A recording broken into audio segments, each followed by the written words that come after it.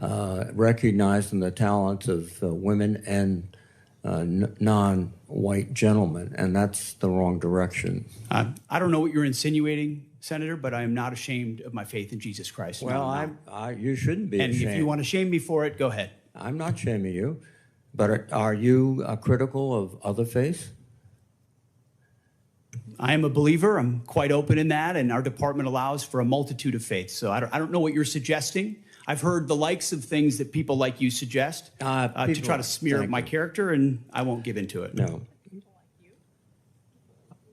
I'm sorry, Mr. Secretary, but broadcasting before the national religious broadcasters stressing the need for more Christianity in the military forces doesn't seem like a neutral position in which you tolerate and accept all religions.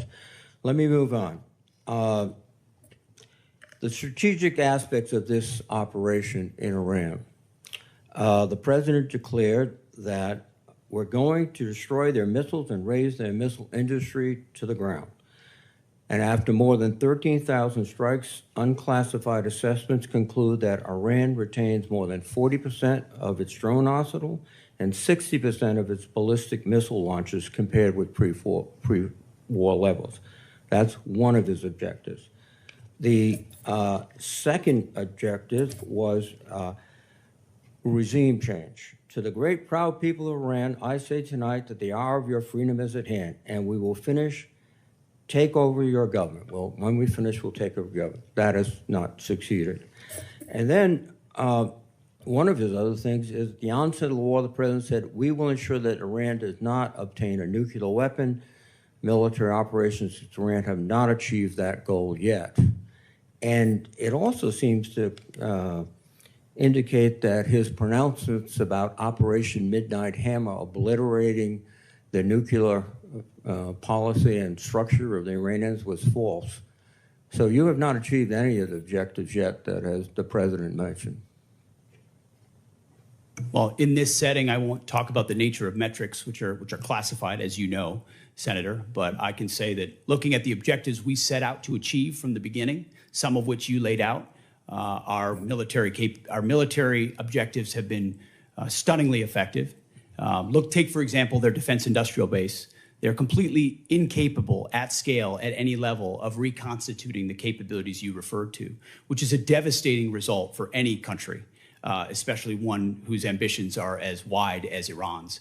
So we've put the president in a very strong position to ensure Iran never gets a nuclear weapon. That's the takeaway that's been underneath every single aspect of this. For 47 years, Iran's trying to blackmail its way to a nuclear weapon. They were closer than ever before because of bad deals under previous administration. President Trump was willing to do something about it and not allow their conventional missile shield. That's the North Korea strategy. That's, to be clear, what Iran was pursuing.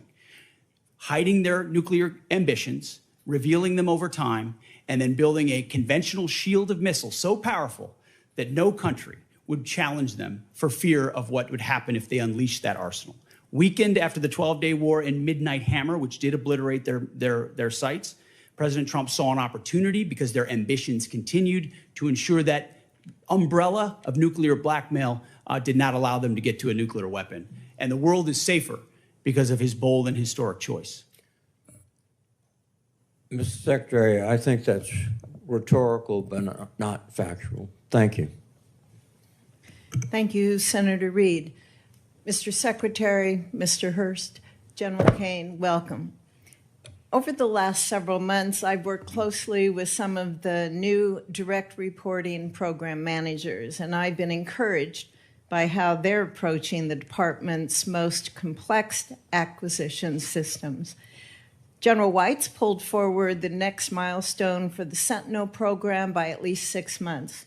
General Gutlein has completed the initial blueprint for the Golden Dome architecture and is beginning to build it out. For years, this committee has known that we must improve our ability to defend our homeland against a wider variety of threats. And we finally have a partner with the full backing of the department to lead the charge. Mr. Secretary, what's the advantage of this new type of program management structure? Well, thank you for the question, Senator. It's acquisition authority technical authority, contracting authority. It's consolidating decision-making in one place under a highly screened, highly capable General White and General Gutlein, who know that terrain extremely well and understand what mistakes have been made in the past in programs of that magnitude, and then are given the authority to cut through the red tape. That's the key. Success or failure lands with them, and they know it. And as a result, they're incentivized to ensure that program, and then given every dollar and authority needed to move it as quickly as possible. So whether it's Sentinel, whether it's F-47, whether it's Golden Dome for America, these critical strategic assets, the direct report construct, along with Deputy Secretary Feinberg, who is a national treasure and is changing the way we do business at this department, is giving us a chance to ensure these critical systems are delivered. Thank you. And General Kane, can you give us your thoughts on why the Golden Dome received why they must receive that requested $17 billion in funding for the fiscal year 27? Well, Senator, it's as you know, it's an essential part of our Homeland Security layered defense, and as General Gutlein begins to do the work that you're asking about, and frankly helping to advance, the insurance around that down payment, charging the defense industrial base with those capital allocations will allow them to get after it much quicker. We appreciate the help. And if there's a delay in that funding? Well, I hopefully there won't be, Senator, because we've got a leader on that account 24/7, 365. But if we do, we'll always, of course, come back and talk to the Congress, but also figure out what has to be true to help that constraint get removed in that production system.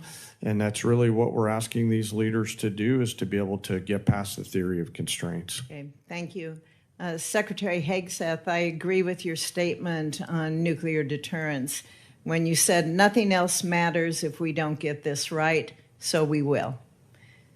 We need a modernized nuclear triad and NC3 architecture that can credibly deter multiple adversaries instead of an insufficient nuclear force structure based on fundamentally flawed assumptions made 16 years ago. Our presidents must also have a more diverse set of options so that they can effectively manage more complex nuclear escalation dynamics. So, Mr. Secretary, how does this budget request achieve those objectives? Well, thank you for your leadership on this issue for a very long time. First and foremost, it invests in it. $71 billion in our